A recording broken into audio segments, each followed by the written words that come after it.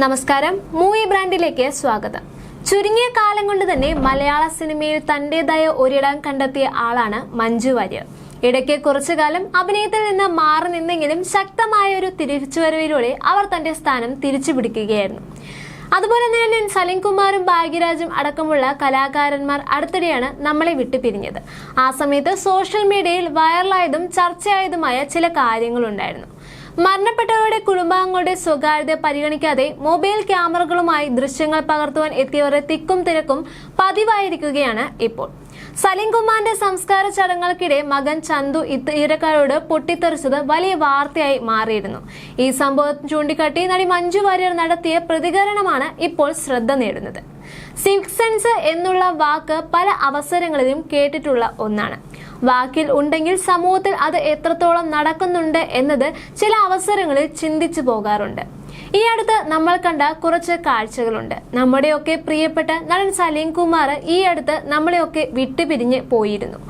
മരണത്തിന് ശേഷം അദ്ദേഹത്തിന്റെ വീട്ടിൽ നടന്ന ചടങ്ങുകളിൽ ബഹുമാനപ്പെട്ട മുഖ്യമന്ത്രിയടക്കം സലീമേട്ടന്റെ മകൻ ചന്തു അടക്കം അവിടെ നിന്ന് ഔചിത്യമില്ലാതെ പെരുമാറിയവരോട് കയർത്ത് സംസാരിക്കേണ്ടി വന്ന ഒരു സങ്കടകരമായ കാഴ്ച ഞാൻ സോഷ്യൽ മീഡിയകളിൽ ഈ അടുത്ത് കാണുകയുണ്ടായി.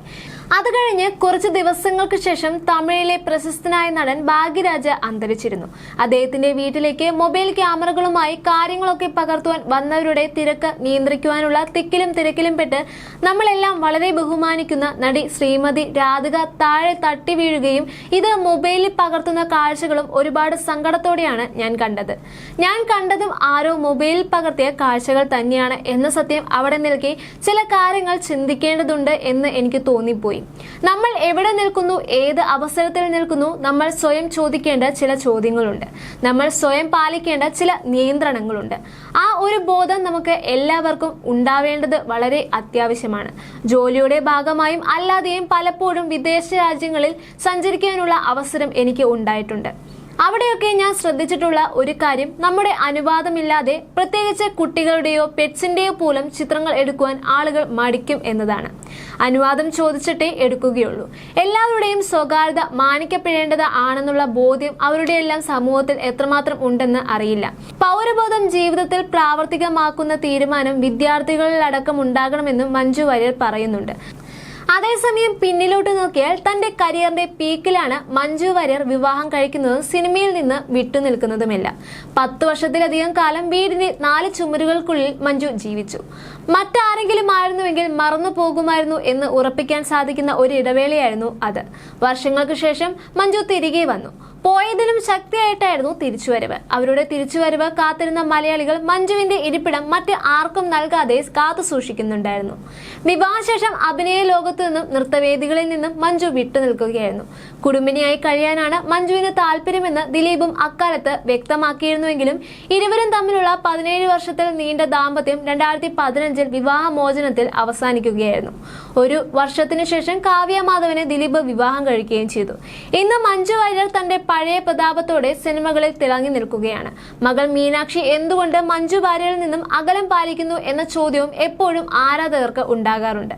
2015 അച്ഛനും അമ്മയും നിയമപരമായി വേർപിരിഞ്ഞപ്പോൾ മീനാക്ഷി അച്ഛനൊപ്പം നിൽക്കാനാണ് തീരുമാനിച്ചത്. അന്ന് കൗമാരക്കാരിയായിരുന്നു മീനാക്ഷി. മഞ്ജു വാര്യർക്ക് അവളുടെ തീരുമാനത്തിൽ എതിർപ്പൊന്നും ഉണ്ടായിരുന്നുമില്ല. വിവാഹമോചനത്തിന് ശേഷം പുറത്തുവിട്ട പ്രസ്താവനകളിൽ ഇക്കാര്യം മഞ്ജു പരാമർശിക്കുകയും ചെയ്തിരുന്നു. വിവാഹമോചനത്തിന് ശേഷം Manju Warrier 2014 how old are you എന്ന ചിത്രത്തിലൂടെയായിരുന്നു ശക്തമായ തിരിച്ചുവരവ് നടത്തിയത്. നിലവിൽ തെന്നിന്ത്യൻ സിനിമകളിലെ മുൻനിര നായികമാരിൽ തിളങ്ങി നിൽക്കുകയാണ് മഞ്ജു. ദിലീപും തന്റെ സിനിമകളുമായി സജീവമാണ്. ഇരുവരും ഒന്നിച്ച് അഭിനയിച്ച ശ്രദ്ധേയമായ സല്ലേപം എന്ന സിനിമയുടെ 30ാം വാർഷികത്തോടനുബന്ധിച്ച് മനോജ് കെ ജയൻ പങ്കുവച്ച സിനിമയുടെ പോസ്റ്റർ മഞ്ജു വാര്യർ തന്റെ സോഷ്യൽ മീഡിയയിൽ പങ്കുവച്ചത് ആരാധകർക്കിടയിൽ വലിയ ചർച്ചയായി മാറിയിരുന്നു. അതുപോലെ തന്നെ മകൾ മീനാക്ഷി എന്തുകൊണ്ട് മഞ്ജു വാര്യരിൽ നിന്നും അകലം പാലിക്കുന്നു എന്ന ചോദ്യങ്ങളും എപ്പോഴും ആരാധകർക്ക് ഉണ്ടാകാറുണ്ട്. 2015 അച്ഛനും അമ്മയും നിയമപരമായി വേർപിരിഞ്ഞപ്പോൾ മീനാക്ഷി അച്ഛനൊപ്പം നിൽക്കാനാണ് തീരുമാനിച്ചിരുന്നത്. അന്ന് കൗമാരക്കാരിയായിരുന്നു മീനാക്ഷി. മഞ്ജു വാര്യർക്ക് മകളുടെ തീരുമാനത്തിൽ എതിർപ്പൊന്നും തന്നെ ഉണ്ടായിരുന്നുമില്ല.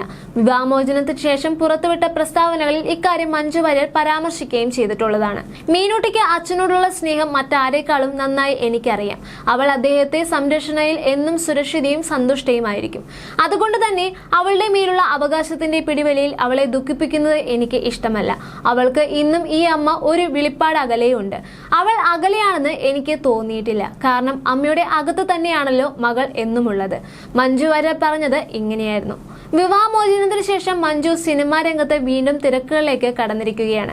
തന്റെ അമ്മ വലിയ താരമായിരുന്നുവെന്ന് മീനാക്ഷിക്ക് കുട്ടിക്കാലത്ത് അറിവുണ്ടായിരുന്നില്ല. മീനാക്ഷി ജനിച്ചപ്പോൾ മുതൽ കണ്ടു വളർന്നത് ഒന്നും ചെയ്യാതിരിക്കുന്ന അമ്മയായിരുന്നു.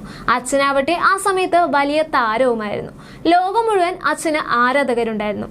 അവളെ സംബന്ധിച്ച് അച്ഛനായിരുന്നു അവളുടെ ഹീറോ. പറയുന്ന കാര്യങ്ങളെല്ലാം സാധിച്ചു കൊടുക്കുന്നതും അച്ഛൻ തന്നെയായിരുന്നു. അവളുടെ ഹീറോ അങ്ങനെയാകാൻ വഴി വന്നതും അങ്ങനെ തന്നെയായിരുന്നു. മഞ്ജു അല്ല മകളെ കൂടെ കൂട്ടാതിരുന്നത്. വരുന്നില്ലെന്ന് മകൾ തന്നെ ഉറപ്പിച്ച് പറയുകയായിരുന്നു. അതേക്കുറിച്ച് തനിക്ക് അറിയാമെന്നും ഭാഗ്യലക്ഷ്മി ഒരിക്കൽ തുറന്നു പറഞ്ഞിട്ടുള്ള കാര്യമാണ്. ഇതുപോലെ തന്നെ താരസംഘടനയായ അമ്മയിൽ ഇപ്പോൾ നടക്കുന്ന വിവാദങ്ങളിലും നടിയെ ആക്രമിച്ച കേസിൽ കുറ്റവിമുക്തനായിട്ടും നടൻ ദിലീപിന് എതിരെ നടക്കുന്ന ഹെയ്റ്റ് ക്യാമ്പയിനെ കുറിച്ചും പ്രതികരിച്ച് സജി നന്ദ്യാട്ട് എത്തിയിരുന്നു. ആരൊക്കെയോ ദിലീപിന് കൊടുത്ത കൊട്ടേഷനാണ് അയാളുടെ പേരിൽ വന്ന കേസും വിവാദങ്ങളും എന്നാണ് സജി പറയുന്നത്. അമ്മ സംഘടനയെ സംരക്ഷിക്കാൻ ഇനി ആർക്കും പറ്റില്ലെന്നും സംഘടനയുടെ നഗ്നത എല്ലാവരും കണ്ടുവെന്നും സജി പറയുന്നുണ്ട്. ബദിരനും മൂകനും വരെ കേസിൽ സാക്ഷിയാണ്. ദിലീപ് പുണ്യാളനാണെന്നോ ഹരിചന്ദ്രനാണെന്നോ ഞാൻ ഒരിക്കലും പറയുന്നില്ല. പക്ഷേ ദിലീപ് ഈ കേസിൽ ഭാഗമായിട്ടില്ല. ഇത് ദിലീപിന് കൊടുത്ത അടിപൊളി ഒരു കൊട്ടേഷനാണ്. അതിൽ ഇവർ പറയുന്ന ലോബിക്ക് നല്ല പൈസയും ചെലവായിട്ടുണ്ട്. ദിലീപിനെ ഇല്ലാതാക്കുക എന്നതായിരുന്നു ലക്ഷ്യം.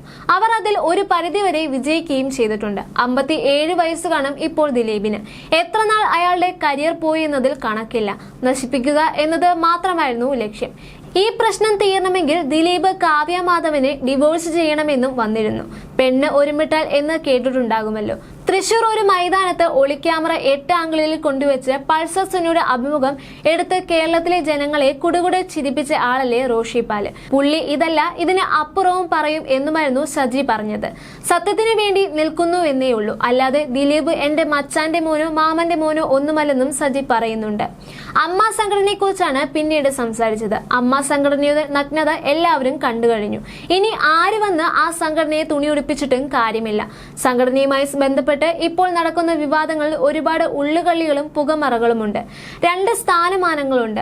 അമ്മയുടെ ഒരു ഭാരവാഹിക്ക് കിട്ടുന്ന അംഗങ്ങൾ വേറെ എവിടെയും കിട്ടുന്നതല്ല. സംഘടനയുടെ ഫണ്ടിൽ ഒരുപാട് തിരിമറികൾ നടന്നതായും പുറത്തു വരുന്നുണ്ട്. അത് പുറത്തു വരാതിരിക്കാനാണ് എല്ലാവരെയും തമ്മിലടിപ്പിക്കുന്നതെന്നും കേൾക്കുന്നുണ്ട്. എന്തോ അവിടെ ചീഞ്ഞു നാറുന്നുണ്ട് എന്നത് ഉറപ്പാണ്. അമ്മ ഇനി രക്ഷപ്പെടുമെന്ന് എനിക്ക് തോന്നുന്നില്ല. പാച്ച് വർക്ക് നടത്തിയിട്ടും കാര്യമില്ല. അമ്മ ഒരിക്കലും ശരിയാകാൻ പോകുന്നുമില്ല. പിന്നെ മമ്മൂട്ടിയും മോഹൻലാലും ഇടപെടുമെന്ന് തോന്നുന്നില്ല. നന്നാവില്ലെന്ന് അവർക്ക് മനസ്സിലായി കഴിഞ്ഞു. വൈ ഷുഡ് ഐ എന്ന ചോദ്യമാണ് അവരുടെയെല്ലാം ഉള്ളിലുള്ളത്. സ്ത്രീകളെ ചാവേറുകളാക്കി ഇതിനെല്ലാം പുറകിൽ കുറച്ചു പേർ നിൽക്കുന്നുണ്ട്. അവരാണ് വില്ലന്മാർ എന്നുമായിരുന്നു സജി പറഞ്ഞത്.